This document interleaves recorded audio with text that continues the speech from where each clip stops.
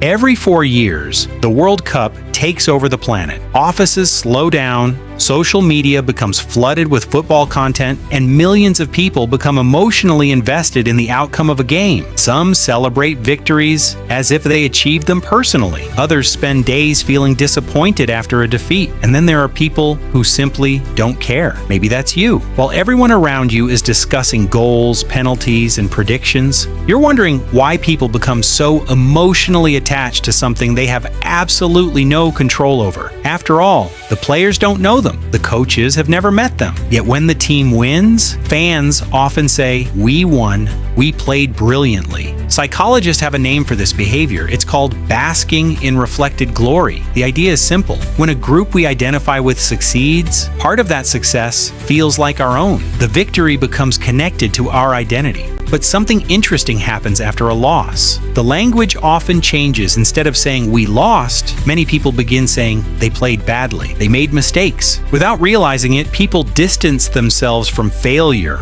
while holding on to success. This isn't strange. It's a normal part of how human identity works. But what about the people who don't care about football at all? The truth is, they aren't missing the human need for belonging. Humans naturally want to feel connected to something bigger than themselves. For some people, that connection comes through sports. For others, it comes through creativity, business, learning, friendships, gaming, or a personal passion. The need is the same. Only the source is different. There's another reason sports can feel so exciting: uncertainty. No one knows what will happen next. A match can change completely in the final moments. A single goal can turn disappointment into celebration within seconds. This unpredictability keeps the brain engaged. Scientists have found that the brain doesn't only enjoy rewards, it also enjoys anticipating them. The excitement comes from not knowing what happens next. That's why a tense football match can feel incredibly thrilling for dedicated fans. But if you don't care who wins, the experience feels completely different. Without emotional investment, the suspense disappears. What feels exciting to one person may feel meaningless to another. The World Cup adds another layer because it represents nations. For many people, supporting their country creates a powerful emotional bond. The team's success feels like a shared national achievement, but not everyone experiences national identity in the same way. Some people simply don't connect strongly with that feeling, and that's perfectly normal. Research shows that the more strongly we tie our identity to a group, the more that group's victories and defeats affect our emotions. If the connection isn't there, the emotional reaction won't be either. So not caring about the World Cup doesn't mean you're missing something important. It doesn't mean you're cold or disconnected. It simply means your sense of excitement, meaning, and belonging exists somewhere else. Because in the end, football isn't really the point. Belonging is. And if you've already found that feeling in another place, then you're not missing the experience at all. You've simply found your own version of it.